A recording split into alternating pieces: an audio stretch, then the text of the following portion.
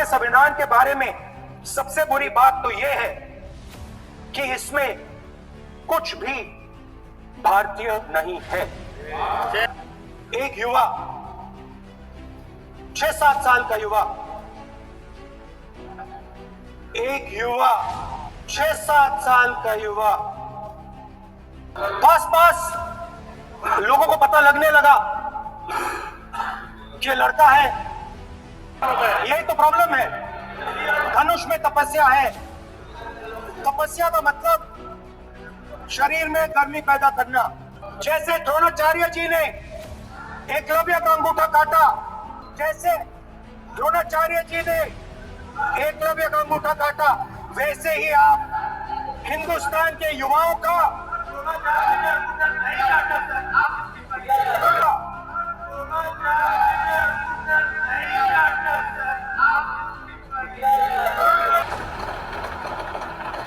Thank you, Speaker Sir.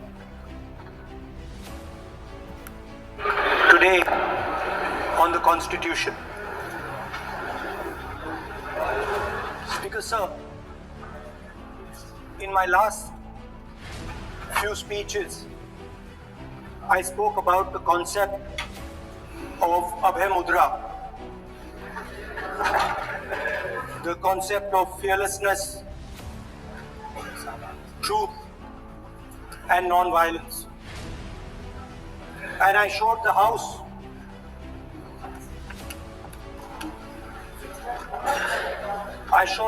images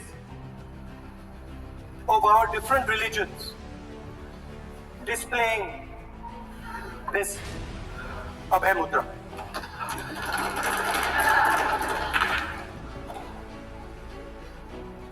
People call the Constitution the longest written Constitution in the world. But the Constitution contains a set of ideas from one philosophy of our nation, one central philosophical set of ideas of our nation. When we look at the Constitution and we open the Constitution, we can hear the voice and the ideas of Ambedkar, of Mahatma Gandhi, of Jawaharlal Nehru. But where did those ideas come from? Those ideas came from an old, profound tradition in this country. Those ideas came from Shiva, from Guru Nanak, from Basavana, from Buddha, from Mahavir, from Kabir, from a list of them. So when we speak of the Constitution and we show the Constitution, of course it is a document of modern India, but it could never have been written without ancient India and her ideas. So when we look at this Constitution, we remember this list of people, all different variations on the same idea. And in front of us stand the people who follow a very different philosophical tradition. And I want to start my speech by quoting what the supreme leader, not of the BJP, but of the modern interpretation of the ideas of the RSS has to say about the Constitution of India and about how he thinks India should be run. The worst thing about the Constitution, the worst thing about the Constitution of India is that there is nothing Indian about it. Manusmriti is that scripture which is most worshipable after Vedas for our Hindu nation, and from which our ancient times have become the basis of our culture, customs, thought, and practice. This book for centuries has codified the spiritual and divine march of our nation. Today, Manusmriti is law. These are the words of Savarkar. Mr. Savarkar has clearly stated in his writings that there is nothing Indian about our constitution. He has clearly stated that the book India is run by should be superseded by this book. And this is what the fight is about. Now, it's nice that all of you are so-called defending the constitution. But I want to ask you, do you stand by your leader's words? Yes. Do you support your leader's words? Because when you speak in parliament about protecting the constitution, you are ridiculing Savarkar. You are abusing Savarkar. You are defaming Savarkar. I'd like to quote also in Hindi. Bharat के संविधान के बारे में सबसे बुरी बात तो यह है कि इसमें कुछ भी भारतीय नहीं है। भारत के संविधान के बारे में सबसे बुरी बात तो यह है कि इसमें कुछ भी भारतीय नहीं है। यह आपके नेता ने कहा था, जिसकी आप पूजा करते हैं। Speaker sir, I described in my first speech the idea of a battle taking place. I described the Mahabharata, described Kurukshetra. There is a battle taking place today in India. And on this side are the defenders of the idea of the constitution. And from each state we have one. If you ask us Tamil Nadu, we will tell you Periyar. If you ask us Karnataka, we will say Basavana. If you ask us Maharashtra, we will say Phule ji, Ambedkar ji. If you ask us Gujarat, we will say Mahatma Gandhi. आप speaker को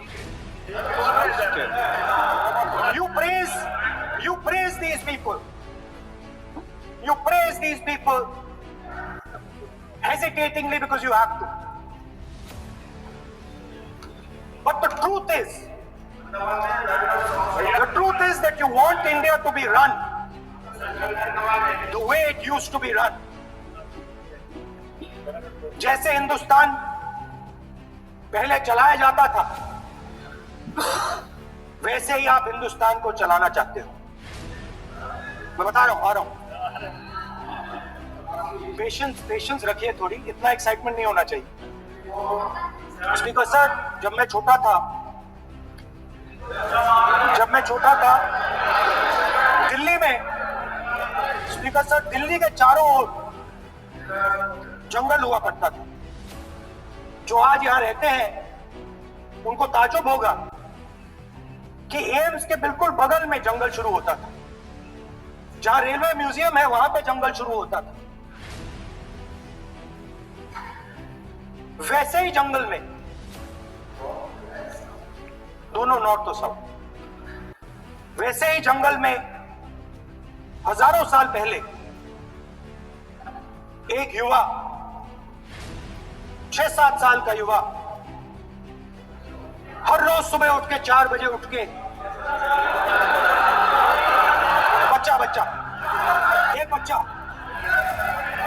एक बच्चा, वाह बहुत बढ़िया, एक बच्चा 4 बजे उठ के तपस्या करता था।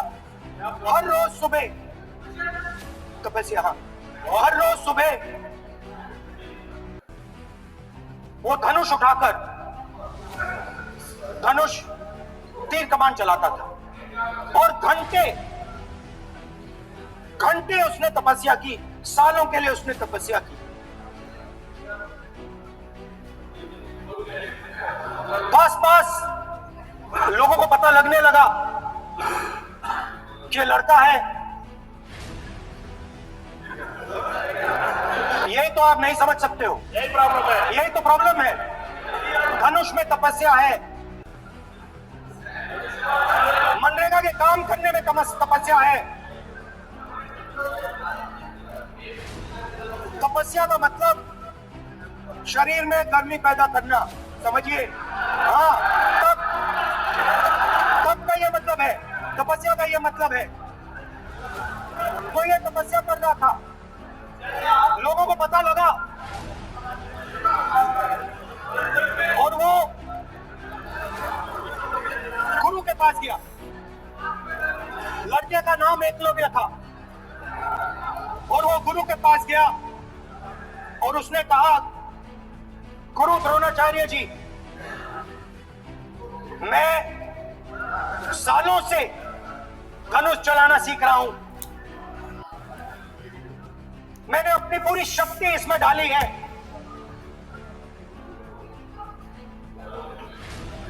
आप मेरी मदद कीजिए, आप मेरे गुरु बनिए। द्रोणाचार्य जी ने एकलव्य को कहा कि आप ऊंची जात के नहीं हो,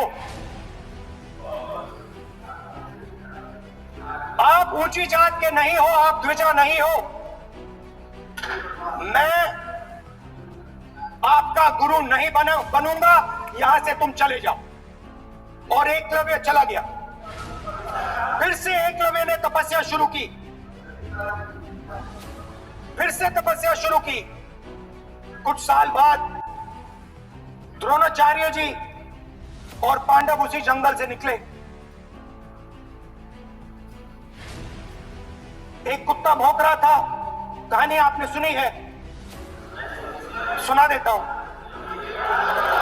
कुत्ता भौंक रहा था, अचानक कुत्ते की आवाज शांत हो गई। द्रोणाचार्य जी और पांडव पास गए और उन्होंने देखा कि तीरों के जाल में कुत्ता फंसा हुआ था, मुंह में तीर था एक। हाँ, मगर कुत्ता तीरों के जाल में फंसा था, एक तीर मुंह में थी, शांत था कुत्ता, मगर कुत्ते को चोट नहीं लगी। एकलव्य ने अहिंसा के साथ कुत्ते को शांत किया था। द्रोणाचार्य जी आते हैं और एकदम पूछते हैं, तुम्हें यह किसने सिखाया? एकलव्य जवाब देता है, द्रोणाचार्य जी, ये मैं सीखा हूं, मैंने तपस्या की है, घंटों मैंने प्रैक्टिस की है।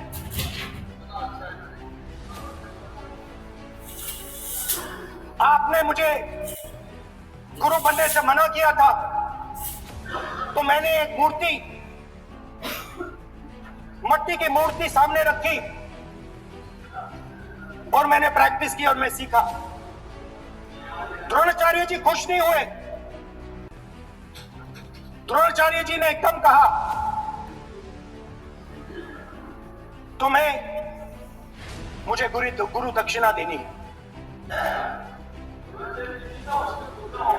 नहीं नहीं, ये आपकी स्टोरी है, ये आपकी स्टोरी है। मेरी स्टोरी है कि द्रोणाचार्य ने पूछा,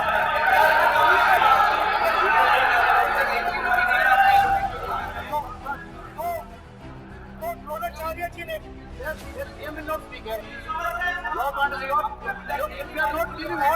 Prime Minister has to speak.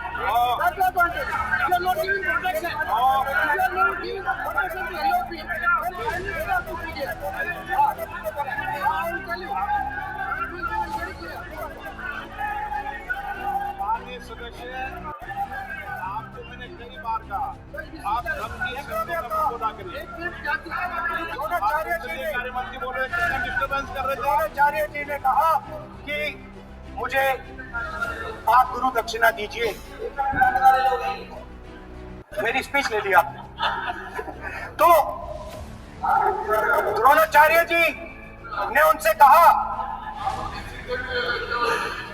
कि गुरु दक्षिणा के लिए मुझे तुम्हारा हुनर, तुम्हारा भविष्य, तुम्हारा अंगूठा चाहिए। और एकलव्य ने अंगूठा काट के द्रोणाचार्य को दे दिया।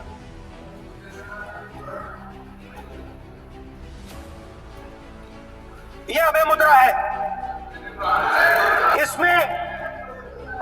इसमें कॉन्फिडेंस,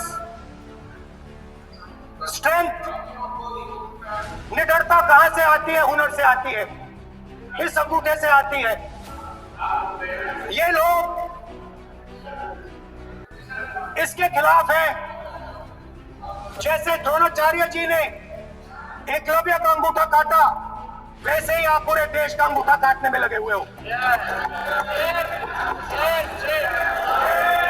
आप जैसे ही जैसे द्रोणाचार्य जी ने एकलव्य का अंगूठा काटा, वैसे ही आप हिंदुस्तान के युवाओं का, जैसे ही एकलव्य ने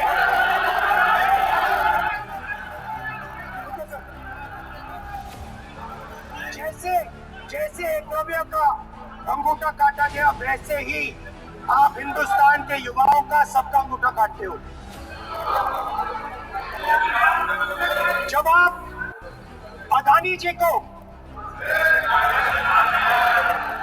अदानी जी को धारावी देते हो,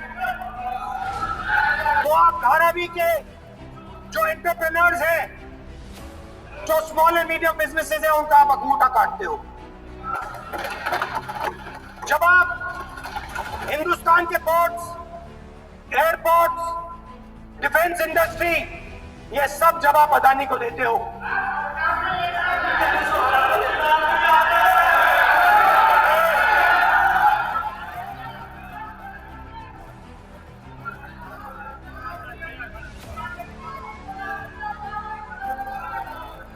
हिंदुस्तान के सारे जो फैक्ट्री बिजनेसेस हैं, जो ईमानदारी से काम करते हैं, आप उन सब का अंगूठा काटते हो जब आप अदानी की मदद करते हो। कॉन्स्टिट्यूशन में लैटरल एंट्री कर आप हिंदुस्तान के युवाओं का, पिछड़ों का, गरीबों का अंगूठा काटते हो।